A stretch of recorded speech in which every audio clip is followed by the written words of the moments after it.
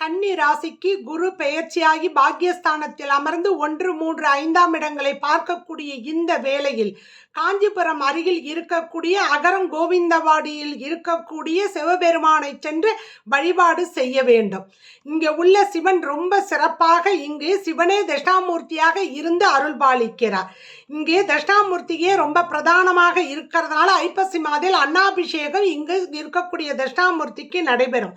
சிவனே தட்சிணாமூர்த்தியாக இருந்து உபதேசம் செய்ததனால் 3ஆம் கண், தலையில் பிறை, சந்திரன் இவையெல்லாம் இருப்பதை இங்கு பார்க்கலாம். கங்கா தேவிக்கு காட்சி கொடுத்த சிவபெருமான் இந்த சிவபெருமான்.